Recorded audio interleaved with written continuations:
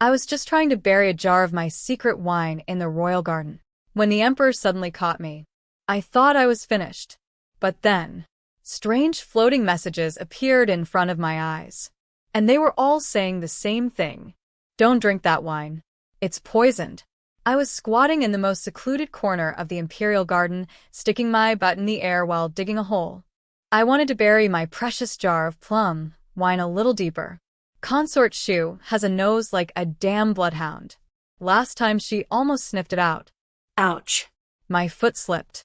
I landed hard on my backside. The wine jar in my hands flew out. Luckily, it didn't shatter. It landed perfectly, right in front of a pair of bright yellow boots. Oh no! My neck stiffened as I slowly looked up. Dragon robe. Higher. The emperor's expressionless face. Behind him stood Consort Lu, covering her mouth with a handkerchief, though the gloating in her eyes was practically spilling over. I'm dead. I'm so dead. Improper conduct in front of the emperor, and secretly storing alcohol. That's more than enough to get me in serious trouble. My mind went blank.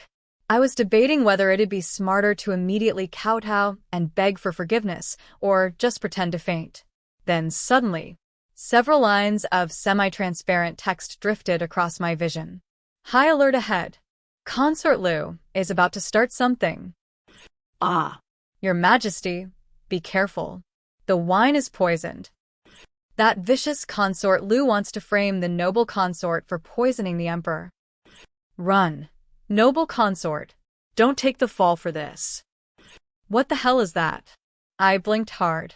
The words were still there, bright and colorful, floating in the air above the emperor and Consort Lu's heads. Like those scrolling comments floating across the stage during a theater show. Poison in the wine? Consort Lu framing me? Before I could even process it, Consort Lu had already bent down gracefully and picked up my precious wine jar. Her voice was sickeningly sweet. Your Majesty, look at this. Sister Lei, the noble consort, truly has refined taste. The fragrance of this wine is irresistible. It must be a fine brew. Her gaze shifted toward me. Sister, happiness is better when shared. Why not present it to His Majesty for a taste? The emperor didn't speak. His eyes rested on the wine jar. No emotion visible. I stared at the text floating above Consort Lu's head. Another line flashed past quickly. Consort Lu hid beauty's drunken dream, poison in her fingernails. It'll drop into the wine while she pours. One sip, and it's instant collapse. Even the imperial physicians won't detect it. The emperor almost died, and the noble consort got framed and executed. Beauty's drunken dream? Instant collapse from a single sip? Every hair on my body stood on end. Consort Lu's well-manicured hand, painted with bright red nail polish, was already reaching to break the clay seal on the jar. Don't touch it. I suddenly screamed. My voice cracked halfway through. Both the emperor and Consort Lu jumped in surprise. Consort Lu's hand shook so badly, she almost dropped the jar. The emperor's brow creased slightly. Why, Your Majesty? I scrambled to my feet on all fours, not even bothering to brush the dirt off my backside, and rushed forward in one leap. Not toward the emperor. Toward Consort Lu. Before she could react, I snatched the wine jar straight out of her hands and hugged it tightly to my chest. This wine can't be drunk. I gasped, my heart pounding so hard it felt like it might jump out of my throat. Oh, the emperor finally spoke. His voice gave away nothing. And why is that? Consort Lu immediately cut in. Her eyes reddened instantly, as if she might cry any second. Sister, what do you mean by that? Could it be, you think I'm too lowly to touch your things? She hesitated deliberately. Or could it be, her meaningful gaze drifted toward the wine jar, that there's something wrong with this wine? What a perfect move, retreating first to gain ground. I glanced at the scrolling comments above her head, which were now going wild. Here it comes. Classic fake innocent green tea speech. Noble consort, clap back. Don't back down. Evidence. Her nails. Pry her nails open. Evidence her nails? My eyes locked onto Consort Lu's bright red fingernails. Screw it. Before she realized what I was doing, still clutching the wine jar, I hurled myself at her like a cannonball. Ah. Consort Lu screamed. The two of us crashed to the ground together, rolling into a tangled mess. Total chaos. I grabbed the hand she wore that elaborate nail guard on and held it tightly. Using every ounce of strength I had, I slammed her thumb and the decorative nail guard straight onto a sharp piece of gravel on the ground. Crack. The delicate tortoiseshell nail guard split open. A tiny sprinkle of pale red powder, almost invisible, spilled out from the gap between the nail guard and her fingernail. It scattered across the dusty stone. Have you lost your mind, Lei Jingxuan? Consort Lu shrieked, furious and shocked. I released her. Still clutching my wine jar, I scrambled backward several steps. Then I pointed at the red powder on the ground, facing the Emperor, whose expression had already darkened. No turning back now. Your Majesty, Consort Lu was trying to poison you. The poison was hidden in her fingernails. If the wine had been opened, she would have slipped the poison in while pouring it, and then blamed it all on me. I shouted until my voice was hoarse. If you don't believe me, summon the Imperial physicians. Test the powder. Check her fingernails. Check the rim of the jar for tampering. Silence fell. Consort Lu's face turned as white as freshly painted plaster. She stared at the red powder on the ground. Her lips trembled. Not a single word came out. The Emperor's eyes turned icy. His gaze moved slowly between me, Consort Lu, and the powder on the ground. Guards, he said quietly. Two men in dark clothing appeared like ghosts. Take Consort Lu into custody. Seal this evidence. Summon the chief imperial physician. Consort Lu was dragged away with her mouth covered. Before leaving, she shot me a look, sharp as a poison blade. The Emperor didn't look at me again, nor at the troublesome jar of wine. He simply turned and walked away, leaving me alone, still clutching the cold wine jar. Sitting in the dirt of the imperial garden, my back soaked with cold sweat. When the wind blew, it chilled me straight to the bone. The floating words were still there. Holy crap. Noble consort is badass. She cracked the nail guard with her bare hands. 666. What a perfect counterattack.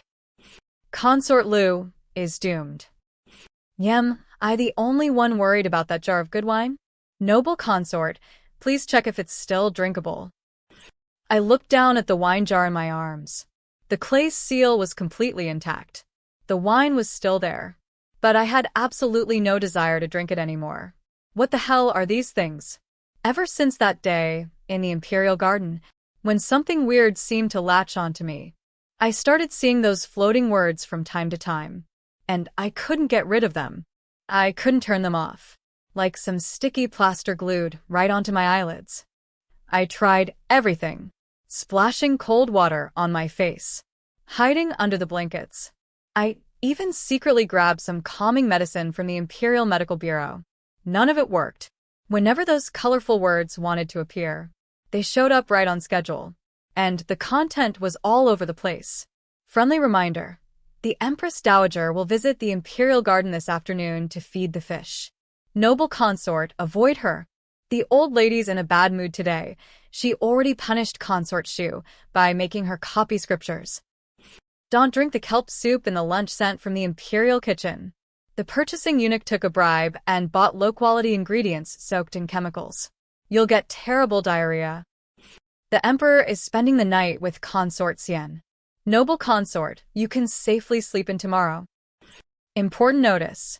The new steward in the Imperial Household Department is one of Consort Lu's remaining allies. He'll definitely skim off your monthly supply of silver frost charcoal. Go cry to the Empress Dowager in advance. At first, I was terrified. I thought I had hit my head too hard when I fell, or that some unclean spirit had attached itself to me. I spent the whole day paranoid and jumpy.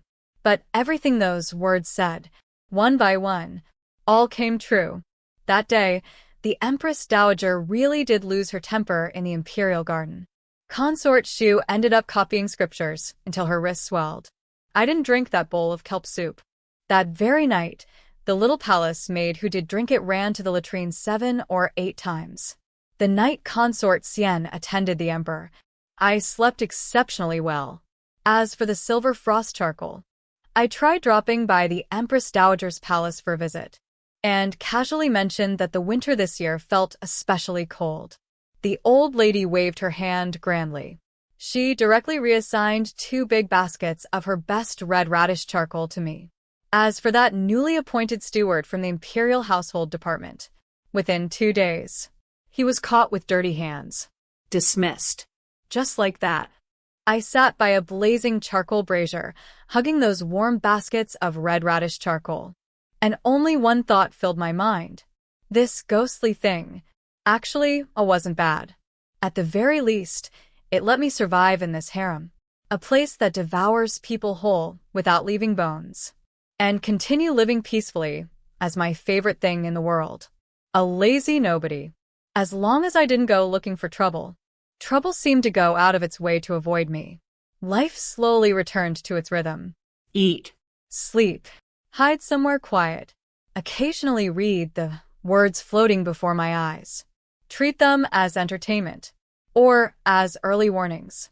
Honestly, not bad at all. I even discovered a new hobby. For example, under the old plum tree in the eastern corner of the Imperial Garden lies the secret savings of a forgotten consort from the previous dynasty. The copper coins are rusted, but there are 2 small gold ingots still usable. Noble consort, go dig them up. Buy snacks. So I went, and I really did dig up 2 thumb-sized gold ingots. I exchanged them for silver, then asked a young eunuch who handled outside purchases to bring me things from the market. A huge bag of sugar-roasted chestnuts, candied fruits, and fragrant braised beef. After closing my palace gates, my chief made chun tao, and I feasted like kings. Grease all over our mouths. Another example. Grandma Sun, the Empress Dowager's most trusted attendant, is secretly terrified of cats. Noble consort, next time your chubby orange cat tries to run off again, herd it towards Shokong Palace. Watching Grandma Sun scream will be incredibly satisfying. So I tried it. I deliberately let my fat orange cat, a Fu, who is practically a furry ball at this point, sneak out. Then I rushed around panicking, leading people towards Shokong Palace to search for him. Sure enough, right by the wall of Shokong Palace, Grandma Sun turned pale as a sheet. A Fu had leaped onto the wall, scaring her so badly she almost jumped straight into the air. I struggled to hold back my laughter, apologized very seriously, and captured a Fu on the spot. The moment I returned to my palace, Chun Tao and I laughed for a full half hour. Our stomachs hurt from laughing so hard. Thanks to all these heavenly secrets, I, Lei Jingxuan, became the most miraculous lazy nobody in the entire palace. My rank wasn't low. Imperial favor, basically non-existent. But the Empress Dowager occasionally summoned me to chat, because I always managed to coincidentally avoid her when she was in a bad mood. My monthly supplies were always complete, sometimes even extra. The Imperial Household Department didn't dare shortchange someone who always seemed to know their little tricks ahead of time. Trouble stayed far away, because I could predict every pitfall in advance. My daily life was incredibly comfortable. Even the people serving in my palace started gaining weight from living so well. Chun Tao's face had grown noticeably rounder, and her admiration for me had reached legendary levels. Your Highness, you're practically a prophet. I swear, the entire Bureau of Astronomy combined couldn't match even one of your fingers. I bit into a newly delivered tribute pear. Sweet juice ran down my throat. I waved my hand casually. Low-key. Inside, though, I was thrilled. This life as a lazy noble consort, with the help of these floating comments, was unbelievably satisfying. As long as I ignored the occasional words about that person, the Emperor. Tisk tsk, the damn Emperor is pulling another all-nighter in the Imperial study reviewing memorials. His temper's boiling again. Tomorrow someone's definitely going to be his punching bag. The ginseng soup consort Xian sent today got returned untouched. Her face turned green. The emperor's suffering inside, but he won't say it. The late emperor left behind a complete mess, drought in the north, floods in the south, and the treasury is practically empty. Those things. I usually scrolled right past them. Didn't look. Didn't listen. Didn't worry. If the sky fell, the tall ones would hold it up. As for me, this lazy fish, I only wanted to manage my little patch of life. Soak in the sunshine. Eat snacks. Play with a foo. A perfect life. Until one day, the floating comments in front of my eyes suddenly exploded. The weather that day was quite nice.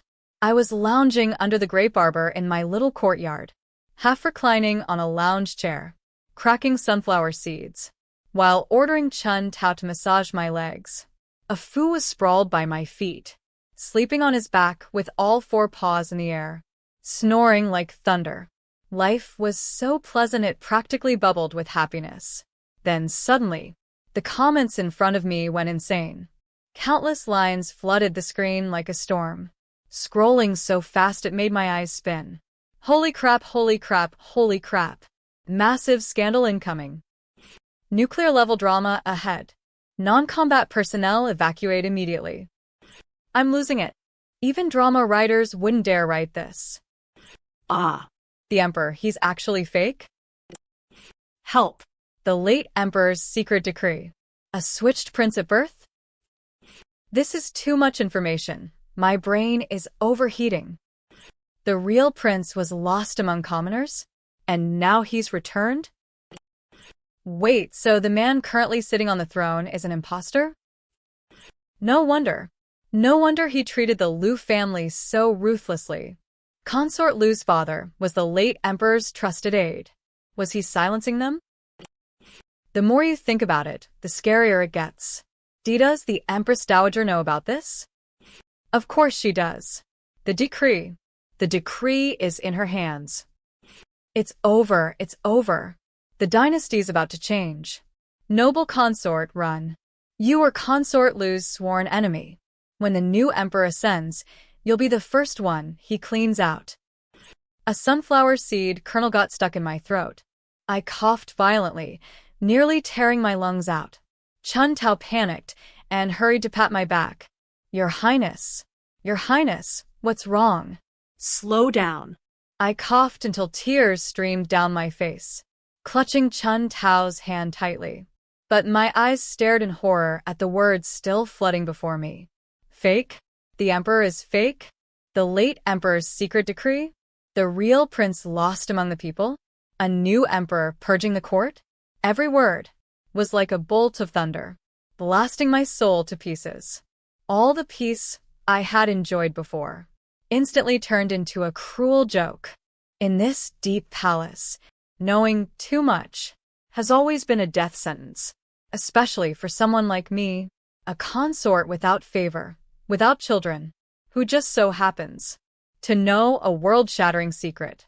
Run where? Under heaven. Every inch of land belongs to the emperor. A chill spread through my entire body, like falling straight into an ice pit. Just when our lazy noble consort thought lying low could save her, the palace chessboard flips overnight. The floating comments have stopped being gossip and turned into warnings of a full-blown coup. And when the night falls on the palace, there's only one question left. Can a bystander survive when history decides to explode? Chun Tao was still anxiously asking what was wrong with me, but I couldn't say a single word. I could only shake my head desperately. And no, nothing. I just choked. My voice trembled uncontrollably. Why you go out first? I want to be alone for a bit. Chun Tao looked at me with worry. She walked out slowly, turning back every few steps. Soon the courtyard was left with only me and a foo, still snoring away. The sunlight was just as warm as before, but I couldn't feel even the slightest warmth. The comments were still scrolling. Slower now, but far more terrifying. Reliable intel. The real prince has already contacted the Northern Frontier General.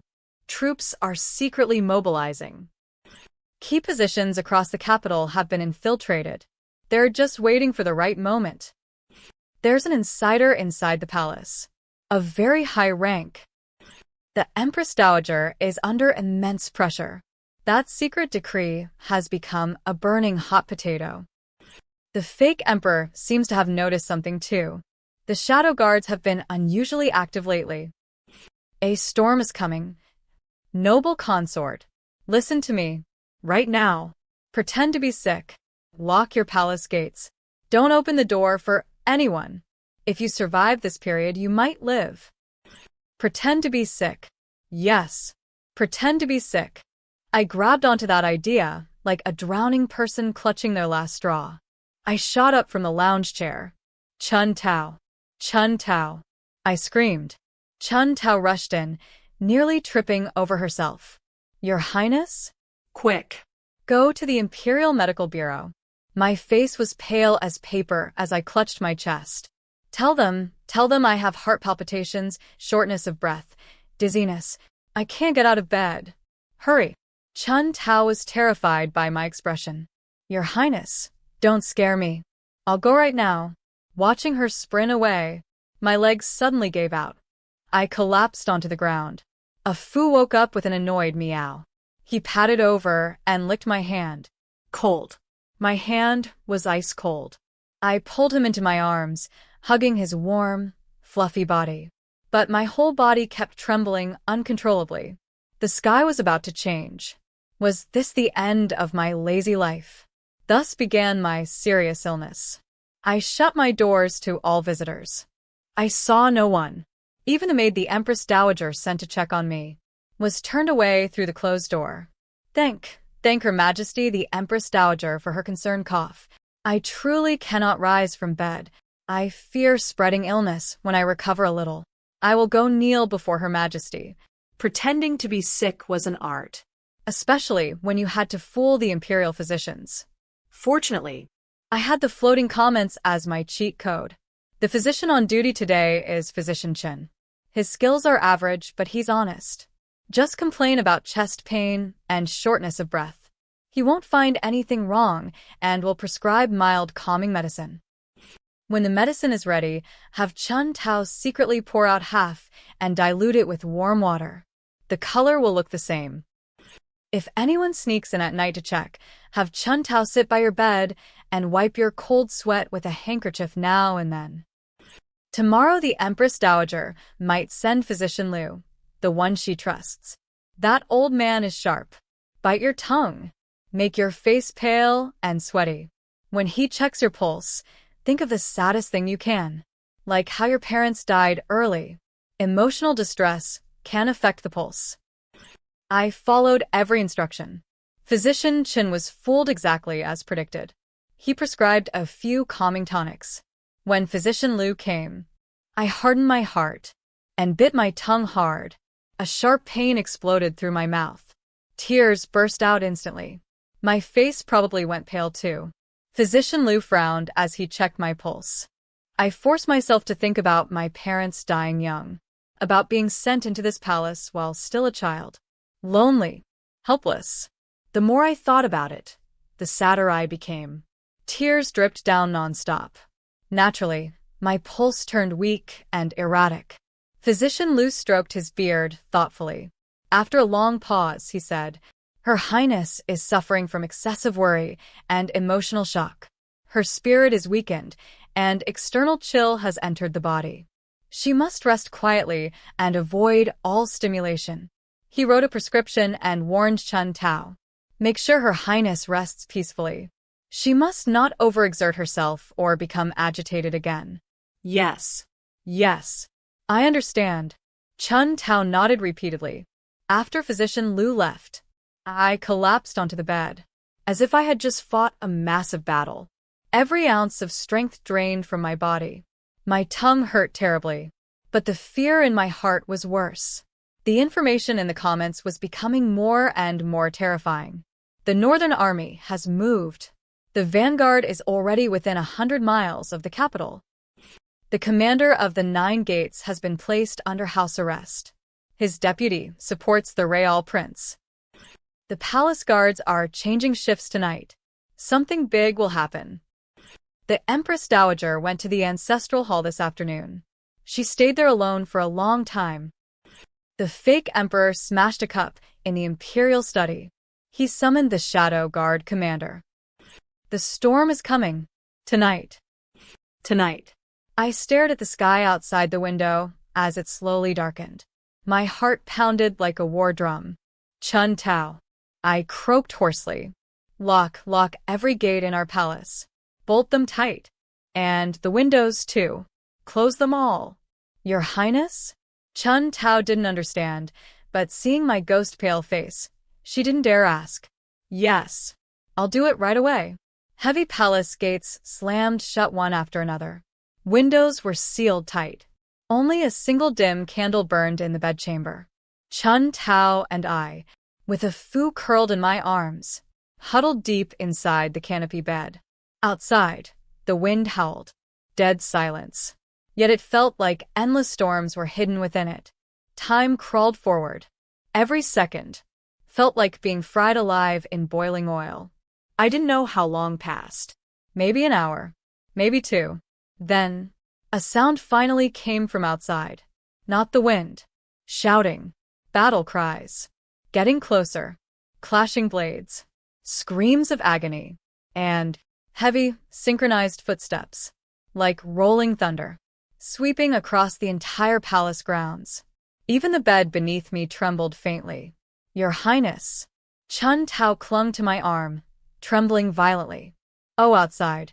Don't make a sound. I covered her mouth, my own teeth chattering. They were here.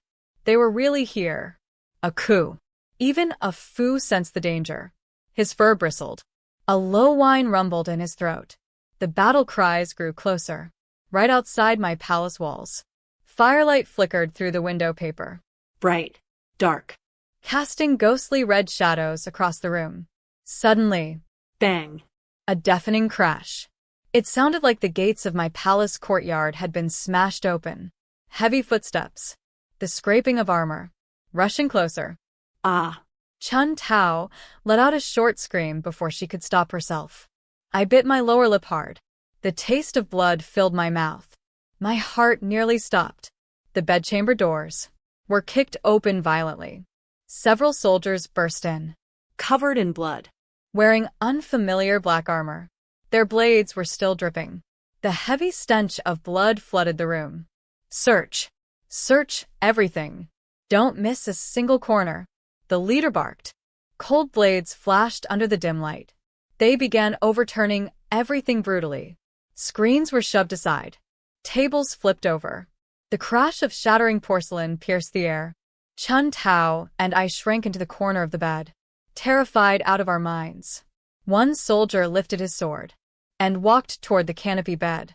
We were finished. I closed my eyes in despair. I pulled Chun Tao and a Fu tightly into my arms, just as the soldier's hand was about to lift the bed curtains. Stop. A cold, piercing voice rang out from the doorway. It carried an authority that could not be questioned. The rummaging inside the chamber stopped instantly. The soldier's hand froze in midair.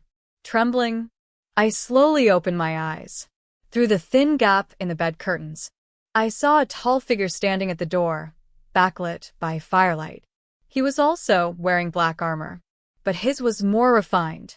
His presence was imposing. His face seemed smeared with blood and soot. I couldn't see it clearly. Only his eyes, under the flickering firelight, sharp like a hawk's. Cold. Yet carrying a strangely familiar outline. He stepped inside slowly. His armor made a dull metallic sound. Every step felt like it landed on the tip of my heart. The soldiers who had been searching immediately lowered their heads and stepped aside. None of them dared breathe too loudly. He walked to the canopy bed and stopped. His gaze seemed to pierce straight through the bed curtains and land on me, cold, examining, pressing down with the superiority of someone used to command. I clutched the trembling Chun Tao and a Fu tighter. My fingernails dug into my palms. forcing myself not to faint. Silence. A deathly silence. Only the distant sounds of fighting outside, and the crackling of the candle flame inside the room. He raised his hand. The fingers were long and defined, Calloused. still stained with dark red blood. Slowly, it reached toward the bed curtains. I held my breath. My heart climbed into my throat. Just as his fingertips were about to touch the curtain, in front of my eyes, as if grasping the last straw of hope, I prayed frantically. The floating comments finally appeared. Only one line, but it struck like lightning, splitting open the chaos of my fear. Don't be afraid. He's the starving little beggar who collapsed outside the cold palace wall years ago. You once stole steamed buns from the Empress Dowager's kitchen to save him.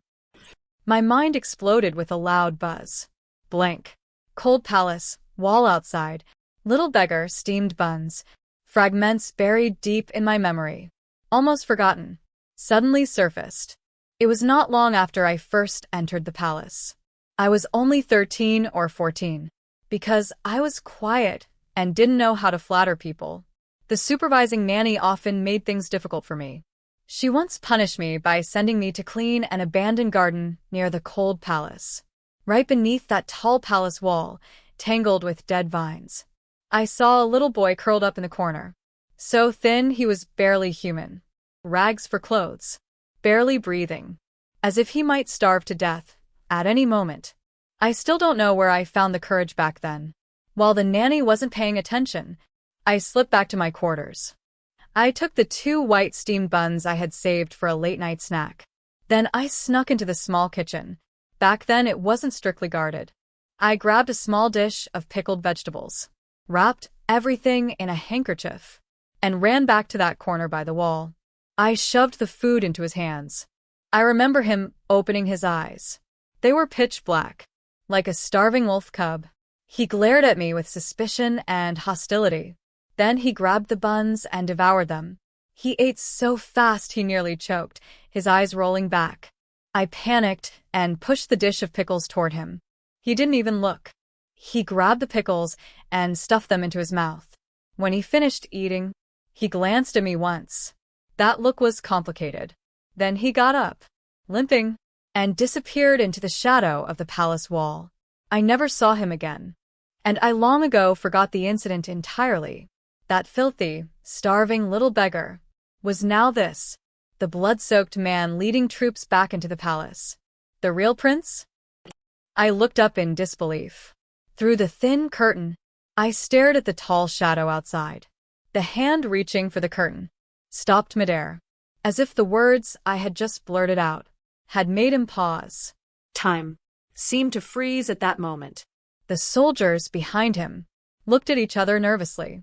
None dared breathe. Only the candle flickered in the bedchamber. And my heart thundered like a drum. He remained silent. Then that hand slowly lowered and moved behind his back.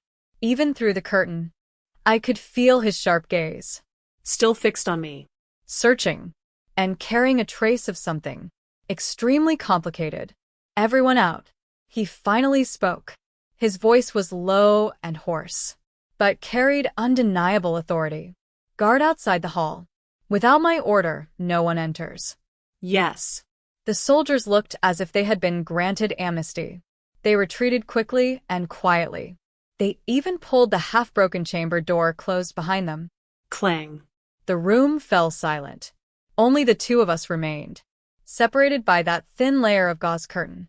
The candle flame flickered, casting his shadow long against the wall, like a silent mountain.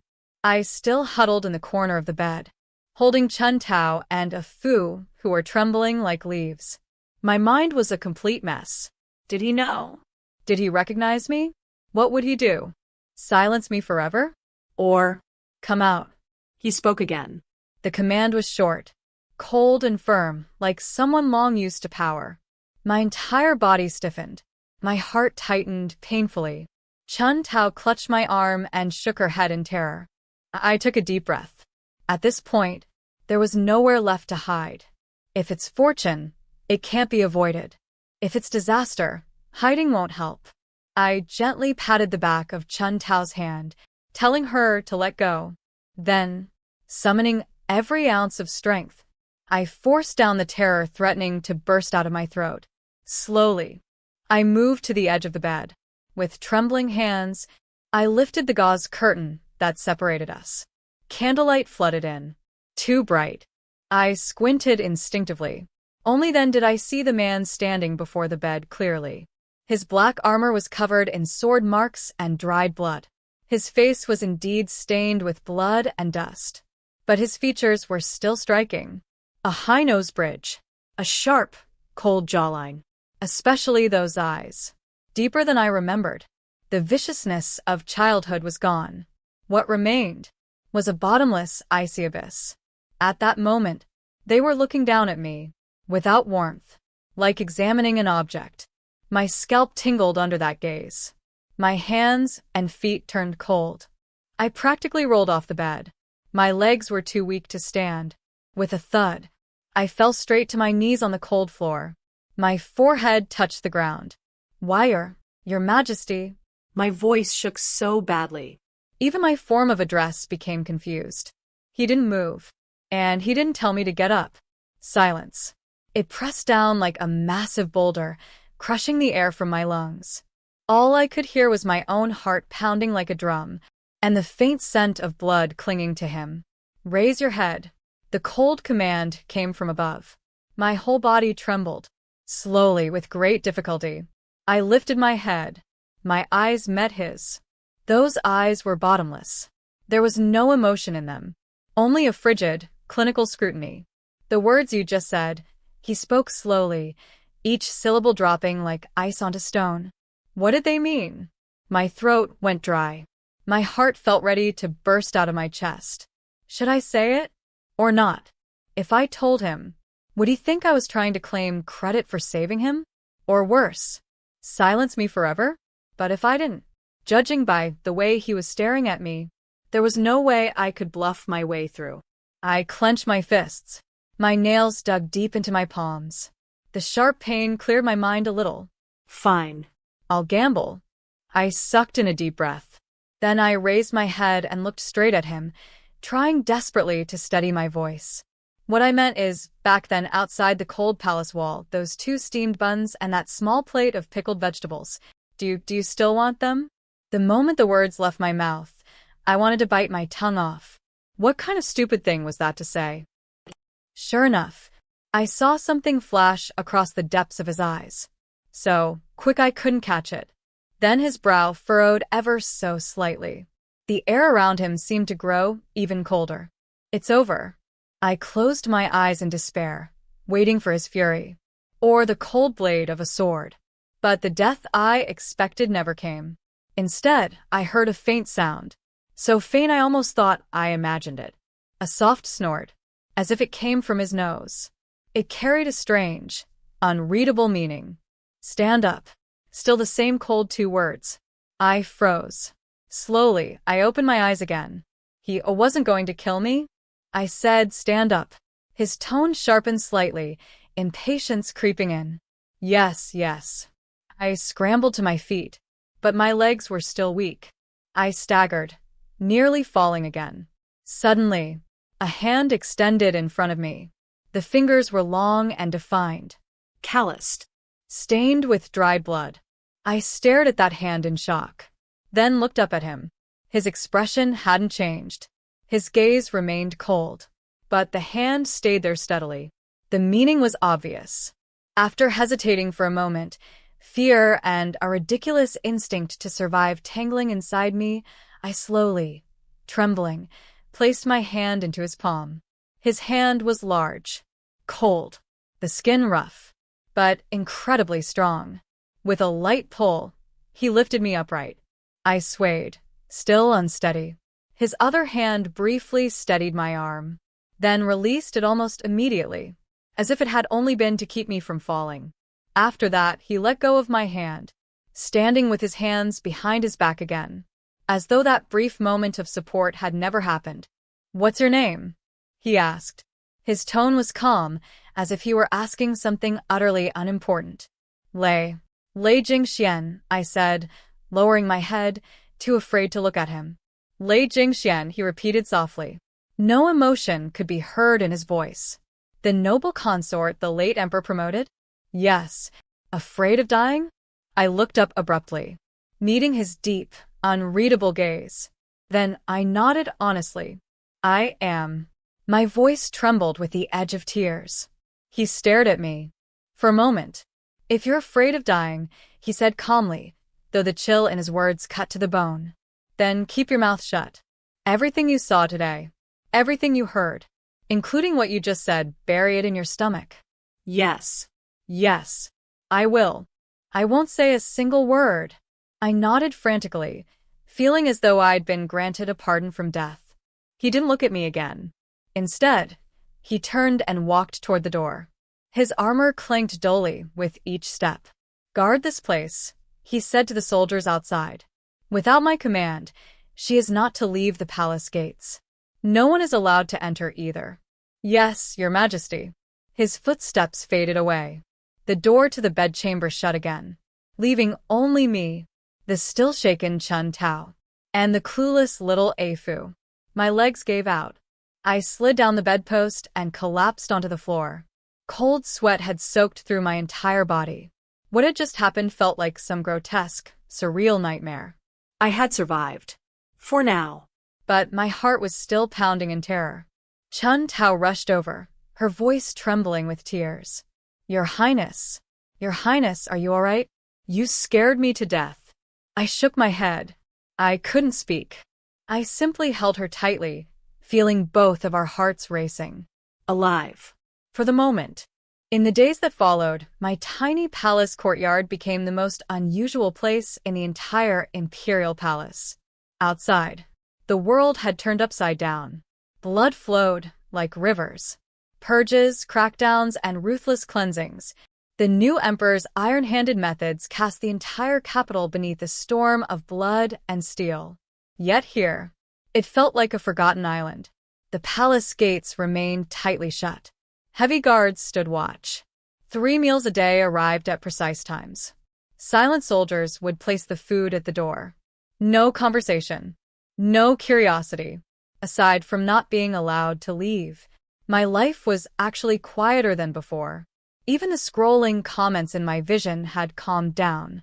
Probably because the biggest drama had already unfolded.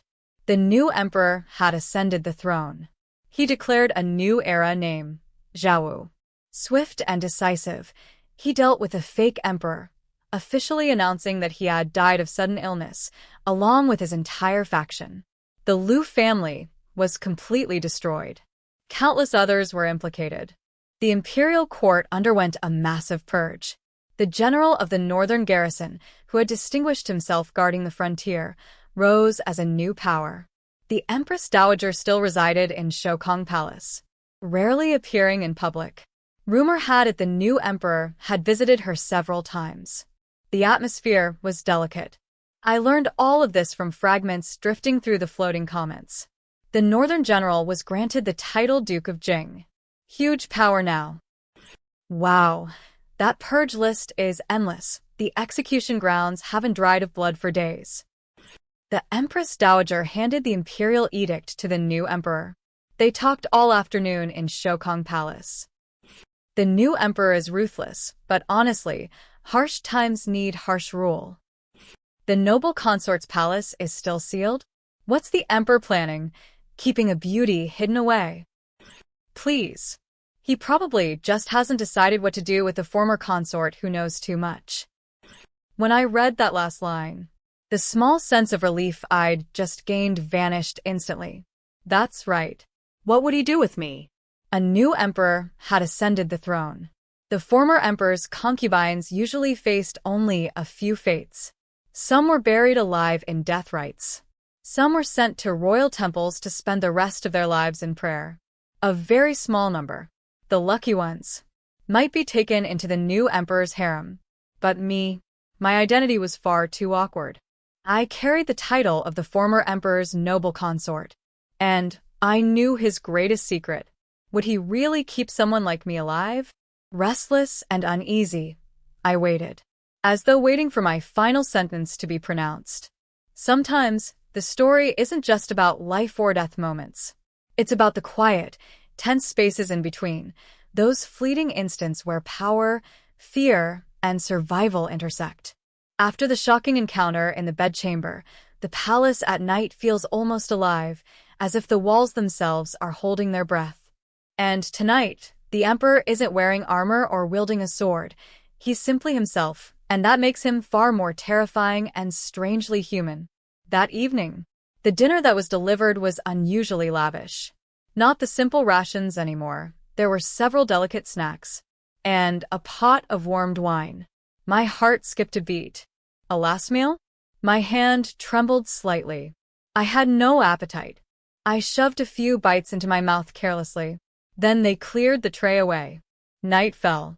I sat uneasily by the window, gazing at the perfectly square sky divided by the high palace walls. The moon was full. Its cold light spilled across the courtyard. Everything was silent. Suddenly, the voices of the guards outside reached me. Formal, respectful. "Your Majesty." My heart dropped. It was him. The moment had come. Finally. The heavy palace doors creaked open.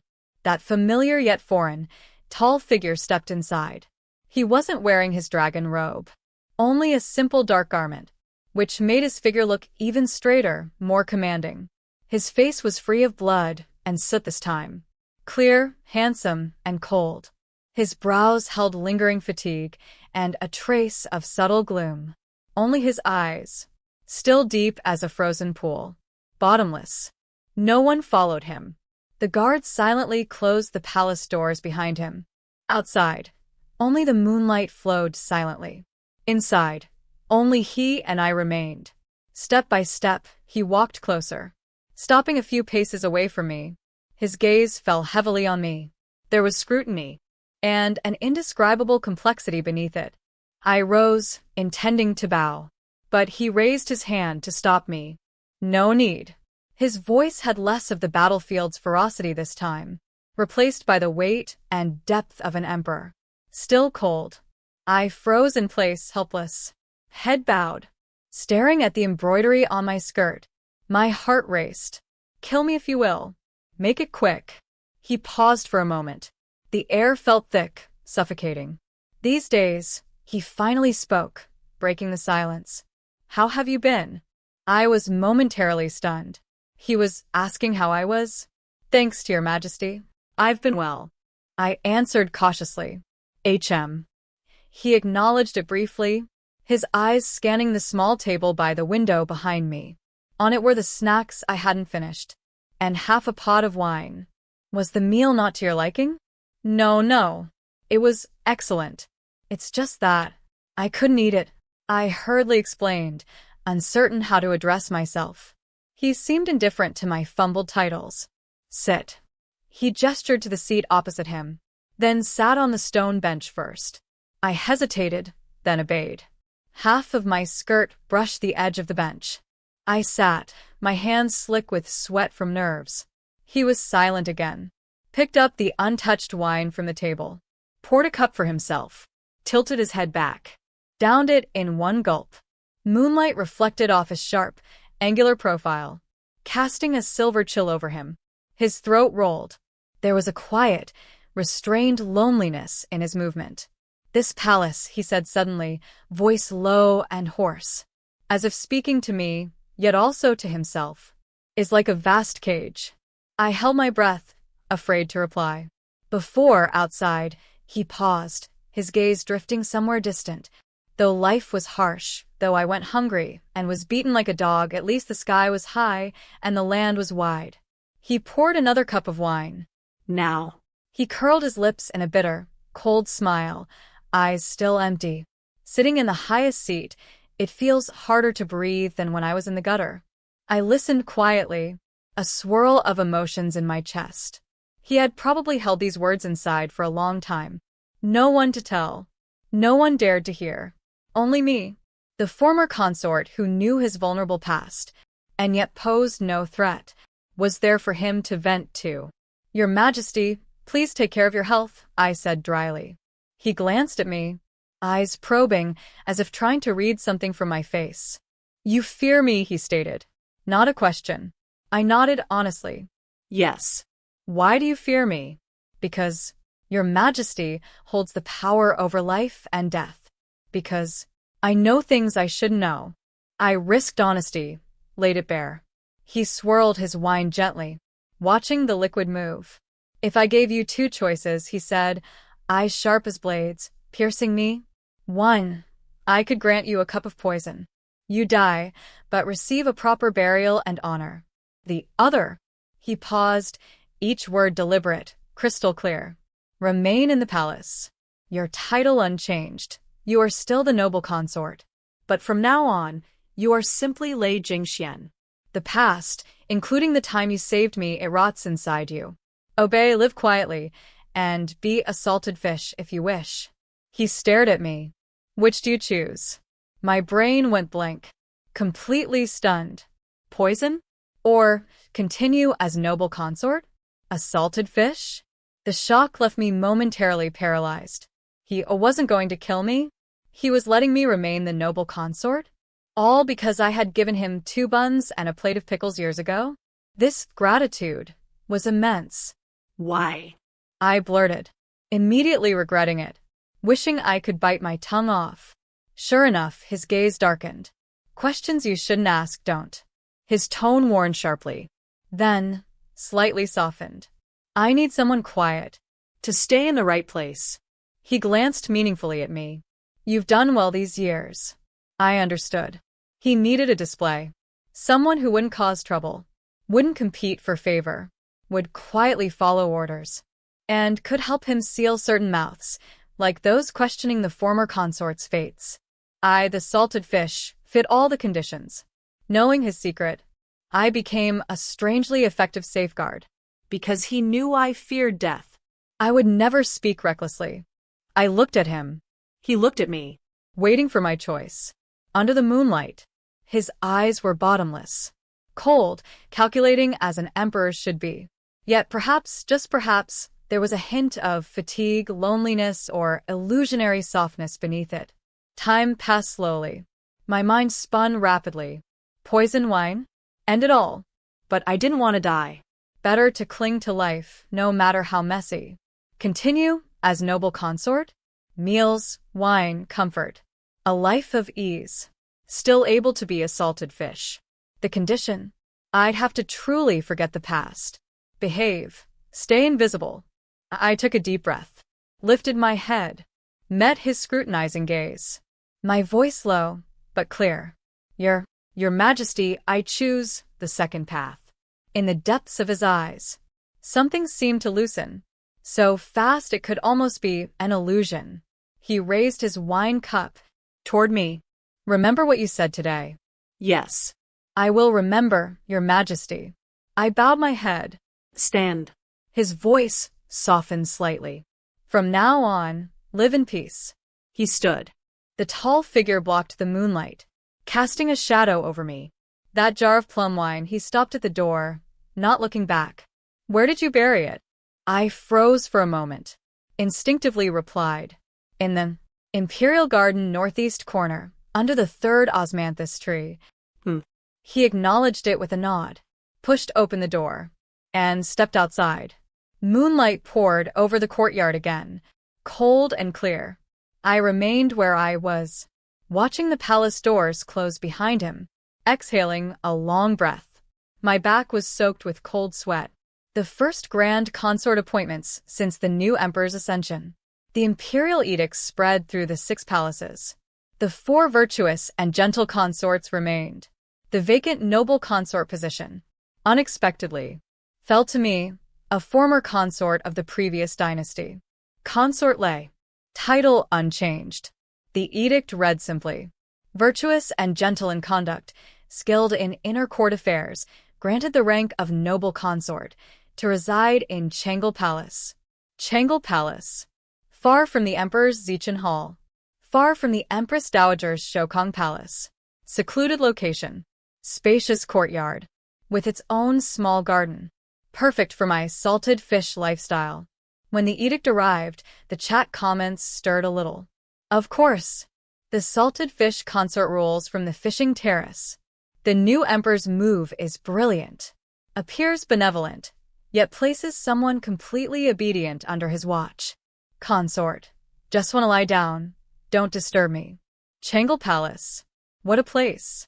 Perfect for retirement. Consort, hang in there. We can win.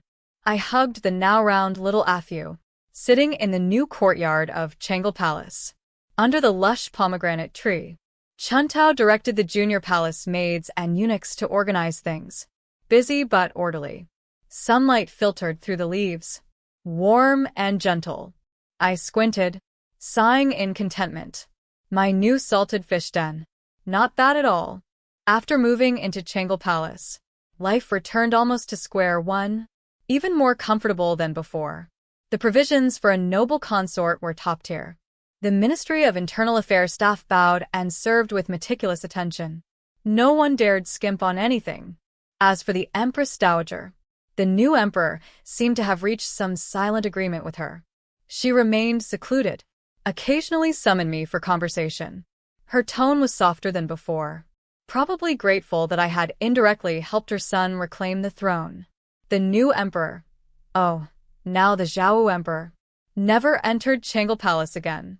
Only glimpsed from afar during court banquets. Seated high on the dragon throne, majestic, cold, and inscrutable. When his gaze swept past me, there was no pause, as if I were a stranger, or rather, a decorative piece. Exactly what I wanted. Complete safety. Complete invisibility. I reveled in leisure, sleeping until naturally waking, eating, drinking, planting flowers in the small garden of Changle Palace, sunbathing with Afu, chatting with Chuntao. The only annoyance, the chat comments, my sky oracle. They persisted, though far less frantic than during the palace upheaval. Yet occasional inside news still popped up. The new snack chef in the imperial kitchen is amazing. Consort, try the lotus pastries and almond pudding. The century-old osmanthus in the west corner of the imperial garden is blooming. Fragrance carries for miles. Consort, gather some for osmanthus honey. The Ministry of Internal Affairs just got a batch of shoe brocade. The pink-red one matches the consort's complexion perfectly. Go pick it before consort shoe snatches it. I took it all in. Ate when I was meant to.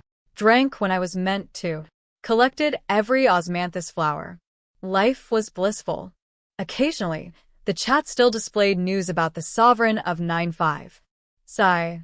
The emperor's staying up all night in the study again. Piles of memorials stacked high. The memorial about the southern floods arrived again, requesting money and grain. The Minister of Revenue cries poverty. Emperor's face dark as a cauldron. Rumor, the emperor sleeps poorly? Always waking suddenly? I usually scrolled past.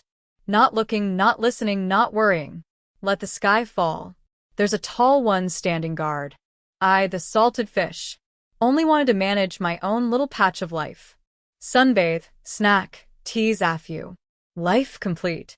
Until one afternoon, I was lounging on the soft couch, snacking on newly candied cherries, watching Chuntao and the junior palace girls play shuttlecock. Afu bounded after it, clumsy and ridiculous, making everyone laugh. Suddenly, a line of text appeared. Breaking. The emperor collapsed in the study, apparently overworked. Court doctors say it's pent-up stress, excessive liver fire. Needs rest. But that mountain of memorials. I paused, cherry in hand. Collapsed? Pent-up stress? The chat continued. This is bad. The court's about to explode again. Rest? The emperor? As if he can relax. Rumor has it he's been sleeping poorly for a long time. Calming decoctions ineffective. Sigh. Being emperor isn't easy. I put down the cherry. A strange mix of unease rose in me. Though he was a cold, calculating emperor, treating me as a display, he hadn't killed me. He had allowed me to continue my salted fish life. And, seeing those chat comments about his restless nights, my mind inexplicably flashed back to that boy under the cold palace wall. Huddled, wary, like a small wounded animal. He probably hadn't slept a proper night in ages. On a whim, I murmured softly to the empty air, even knowing it was useless just out of habit. Hey, does anyone know a remedy for insomnia? Something calming? The chat froze for a moment. Then, the chat exploded. Is the noble consort finally taking action? Ah. Caring for the lonely emperor. A calming remedy? Yes, yes, yes. Something simple. Sour jujube soup.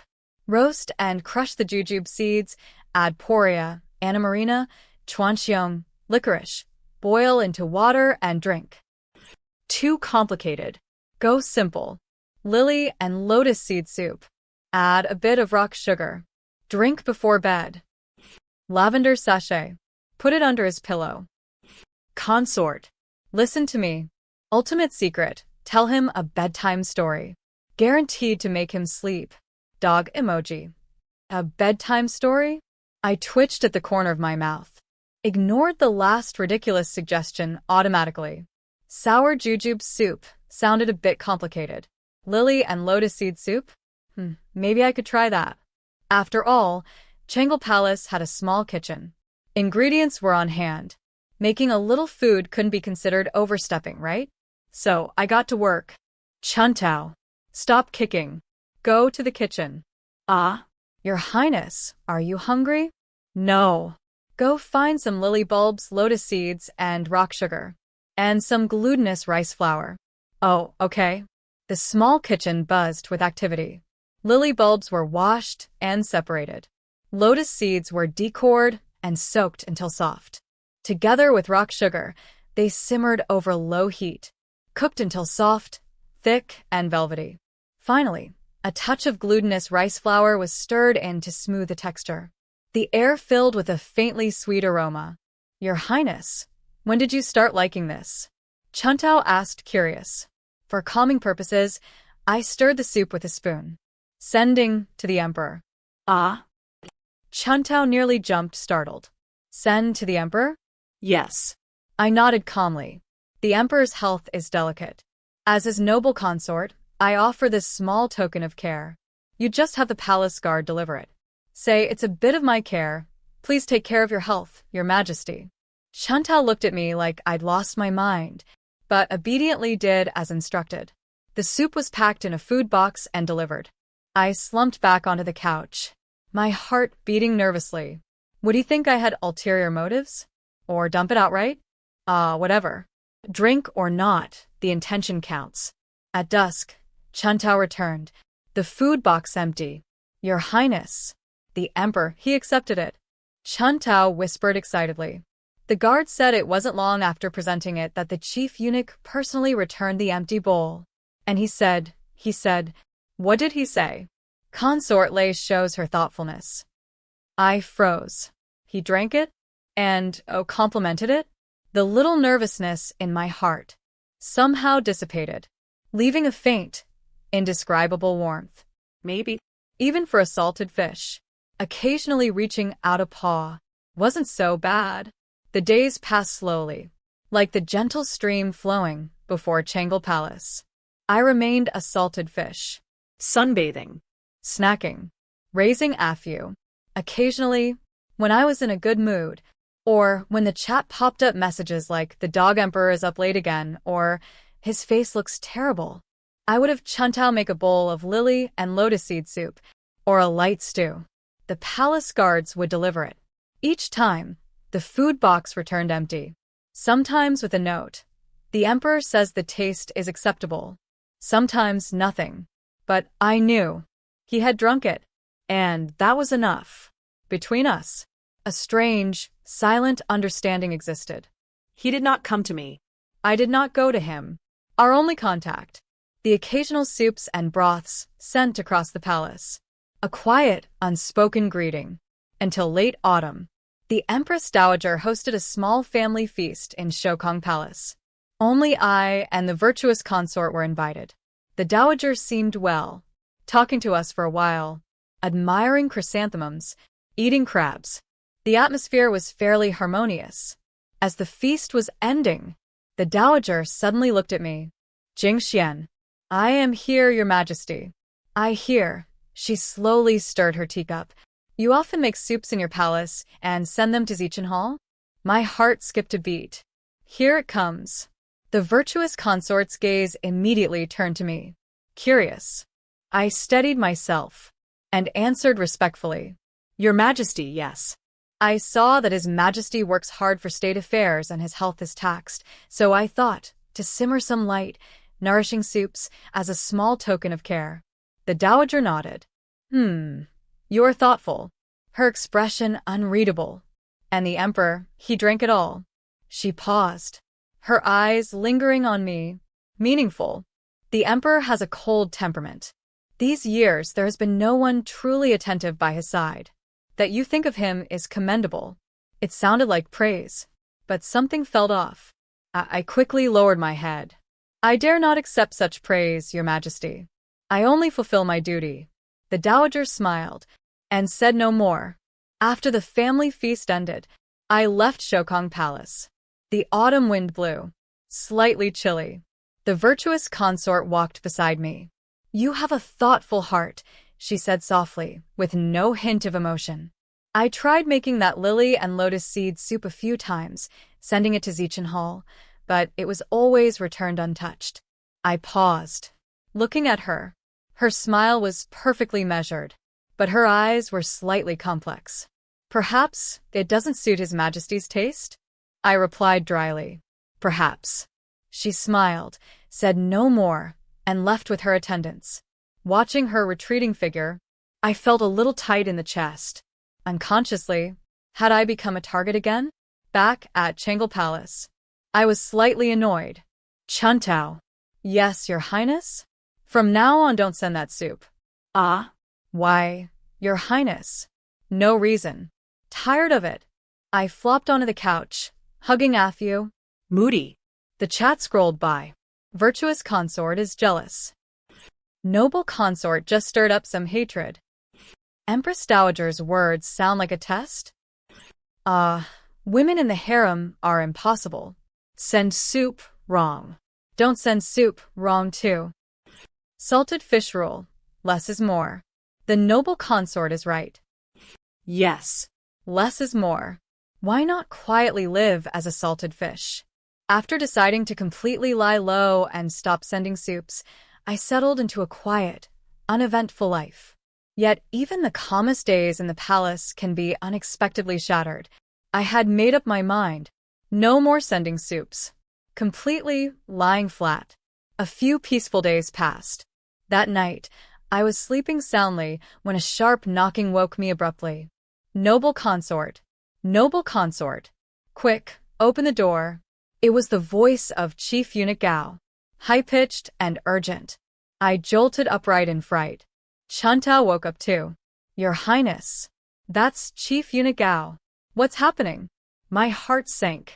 I threw on a coat and went to the door. Chief Eunuch Gao? What's the matter that has you so alarmed? Your Highness. Open quickly. His Majesty. His Majesty. Gao's voice cracked with worry. His Majesty is in Zichenhall. His headache is unbearable. The imperial physicians are powerless. He sent me to ask noble consort to come immediately. He wants me to come? I was stunned. A headache wants me? I'm not a physician. Chief Eunuch Gao. I don't know medicine. Your Highness. His Majesty said it himself. He wants to see you. Please come quickly. Gao stamped his foot in desperation. I had no choice. I hurriedly had Chuntao help me dress, and we followed Gao at a brisk pace. The palace corridors at night were terrifyingly silent. Only our hurried footsteps and the flickering lantern light broke the stillness. We arrived at Zichenhall. Inside, lights blazed, yet the room felt deathly silent, oppressively so. Gao pushed the door open. Your Highness, please enter. I stepped inside. A strong mix of medicinal aroma and dragon incense hit me. Several imperial physicians knelt in the corner, trembling. On the dragon bed, Emperor Zhao Wu leaned against the headboard, wearing only his pale yellow night robe. His face was ashen. Veins stood out on his forehead. Cold sweat dripped. one hand pressed tightly to his temple, knuckles white from the force. His lips were pressed together, enduring obvious pain. Hearing footsteps, he suddenly opened his eyes. Those usually deep and icy eyes, now bloodshot.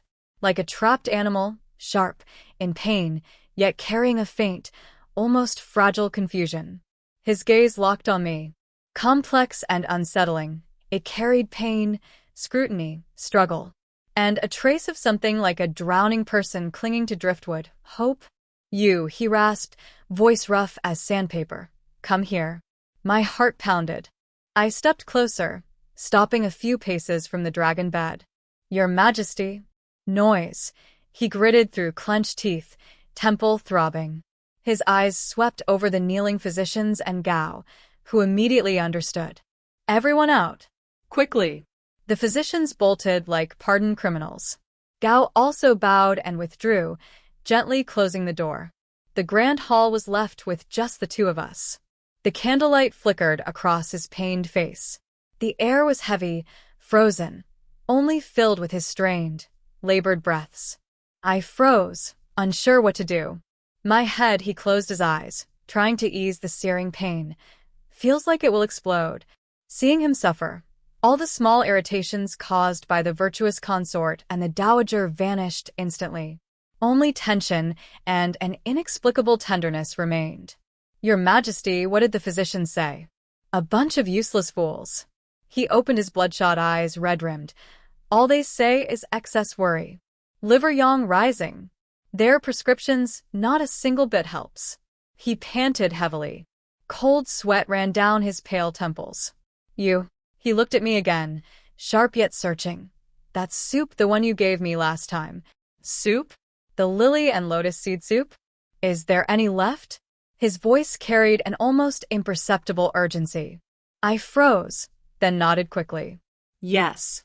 In my palace, there should still be some dried lilies and lotus seeds. I will prepare it immediately. I turned to leave. Stop, he barked. I froze.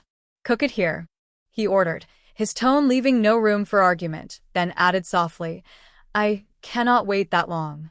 Cook here? In Zichan Hall's small kitchen? I was bewildered but nodded.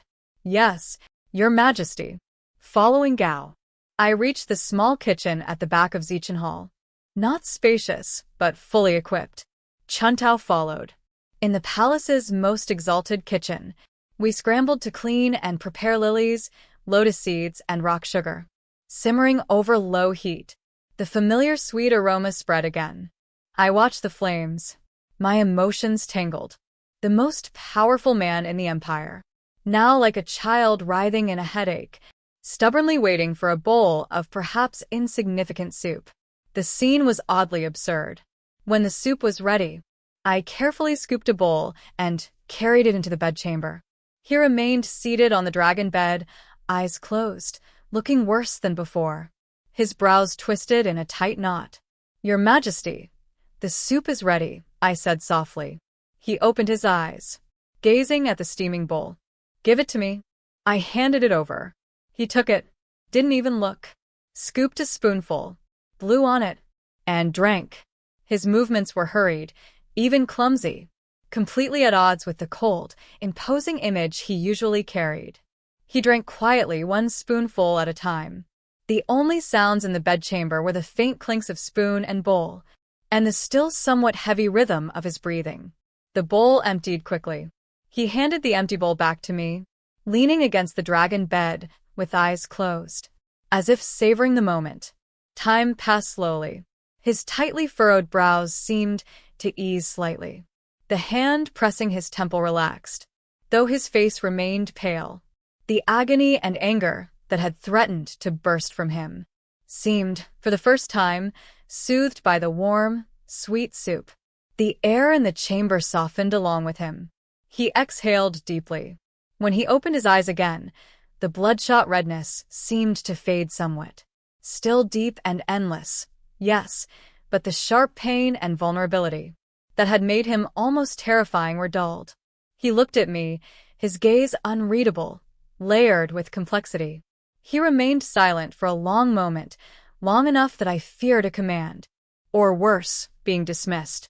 But he only spoke softly. Night is late. You. He paused, choosing his words. Go rest in the side hall. I froze. Stay overnight in Zichin Hall? This. Your Majesty, This is an order. He cut me off, his tone returning to its usual coldness, though slightly less sharp. Yes, Your Highness, I murmured, complying. Chief Eunuch Gao entered immediately to guide me to the side hall.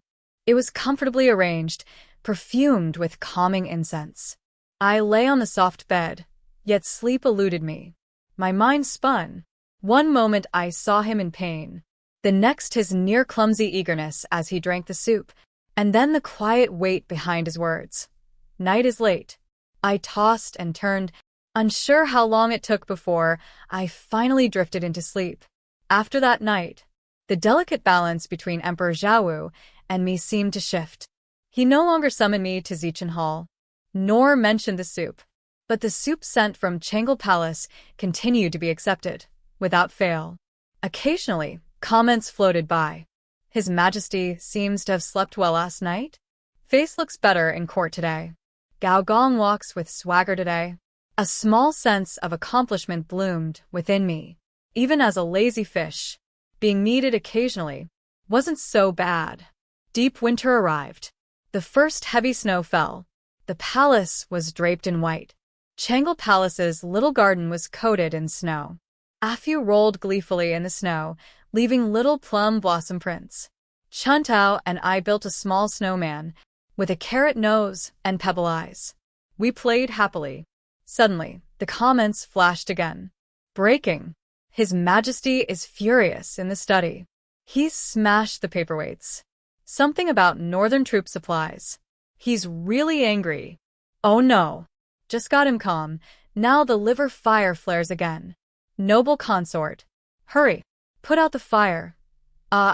Save His Majesty. Again? I dusted snow off my hands and sighed. Chuntao. Yes, Your Highness? Go to the little kitchen. As usual. Yes.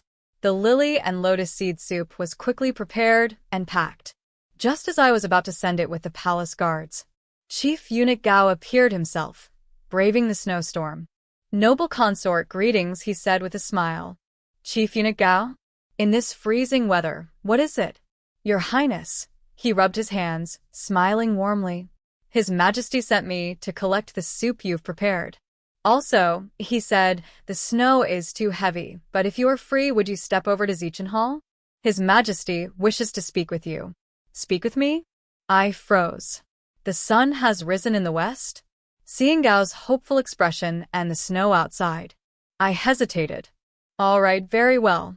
I donned a thick cloak, carried the hand warmer, and followed Gao carefully through the snow to Zichin Hall. Inside, the heating dragon burned, warm as spring. Emperor Zhao Wu sat by the window on the warm couch. Papers spread before him, but seemingly ignored. He watched the snow fall outside. The side of his face softened by the warm light, not as cold, even a trace of loneliness. Hearing my footsteps, he turned. His gaze lingered on my wind-flushed face. Sit. He gestured to the opposite side of the couch. Thank you, Your Majesty. I sat and handed the food box to Gao, who served the soup onto a small table and quietly withdrew. The room was left with just the two of us. He picked up the spoon, drinking the soup slowly. Steam blurred his features, softening his stern lines. For a moment, no one spoke. Only the soft sound of falling snow outside, and the occasional clink of spoon and bowl. When the bowl emptied, he set it down, yet did not dismiss me as usual, but kept his gaze on the snowy scene outside. This snow, he began, is very much like the snow I saw when I was cast adrift in the northern lands. I stiffened slightly. For the first time, he voluntarily mentioned that unbearable past. Was the northern snow very heavy? I asked carefully. Yes, he replied, eyes distant. Heavy and cold. The wind like knives. No place to hide. We could only huddle in a ruined temple, starving, gnawing on snow. His tone was flat, like recounting someone else's story. I felt a tightness in my chest. Back then, he paused, recalling, I wasn't afraid of hunger or cold. I was afraid, if I fell asleep, I might never wake. He turned his gaze to me. The 2 buns you gave, they were the cleanest, warmest things I'd eaten that entire year. My heart felt gently struck. Sour and tingling. It's all past now, Your Majesty, I whispered. Yes, past. He tugged at the corners of his lips, the smile fleeting. But some things you can't get past. He tapped his head. Like a thorn. Stuck here. In the quiet of night, or when idiots anger me like today, it pops out to remind me. He stopped, the shadow of sharpness passing from his eyes, replaced by deep exhaustion. He looked at me for a long time, long enough that I expected more. But he merely sighed. This soup is good. Thank you, Your Majesty.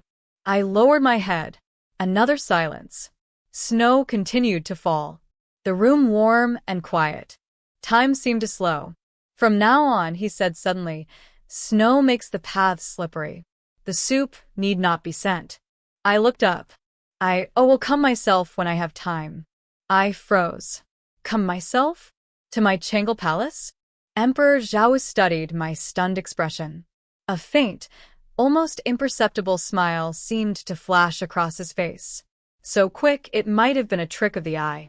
He stood and walked to the window, hands clasped behind his back, gazing out at the vast, snow-covered landscape. Lei Jingxuan. I'm here, Your Majesty. You tell me. His voice was low, still turned away from me. Back then, beneath the walls of the cold palace. If it weren't for those 2 buns, would I have survived? My chest tightened. That question was unbearably heavy. Your Majesty's blessings are boundless. Surely you would have survived, I said stiffly, the usual empty formalities spilling out. He let out a low, self-mocking laugh. Boundless blessings? He turned sharply, his eyes piercing. My survival until now has never depended on any boundless blessings. Step by step, he returned to the warm couch and sat. He picked up a memorial scroll. The hour is late. The snow has eased. You may return. Yes, Your Majesty. I take my leave. I rose, bowed, and withdrew. Outside Zichan Hall, the snow had indeed lightened considerably. I trudged through the snow, deep step, shallow step, though my mind was no longer calm as when I arrived. His last question, and the phrase, I will come myself, rippled through my thoughts like stones thrown into a lake. After that snowfall, Emperor Zhao Wu truly began coming himself.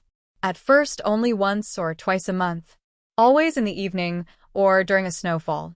He wore simple attire, accompanied only by Chief Eunuch Gao, like a guest visiting casually.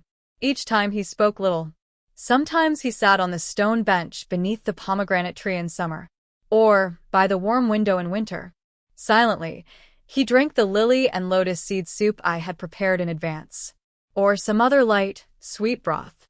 Finished, he sat quietly for a while, watching Afu frolic in the courtyard, or the chaotic flowers and herbs I had planted. Then he rose, said only, I leave. Occasionally he brought something, a particularly sweet melon from the imperial stores, or curious travel journals from the outside world, which he himself never read, tossing them to me. Once even a small jar of newly presented Jiangnan plum wine. Bury it. Don't let anyone sneak a taste. He glanced at Chuntao, who was drooling beside me, scaring the little maid into a shiver. Over time, his visits became more frequent, the intervals shorter. Still few words, but the silence no longer carried that initial icy weight. Instead, there was a strange serenity. The people of Changle Palace went from trembling at his presence to gradually growing accustomed. Chuntao could even calmly set out an extra bowl and spoon, then quietly retreat, leaving just the 2 of us. Across a bowl of sweet soup, or a plate of melon, we sat in quiet companionship. He read his memorials, sometimes he brought them. I read my books or stared into space. Afu grew bold, snoring at his feet, nudging his robes. He would occasionally glance at it with mild annoyance, but never shooed it away. This routine was strange.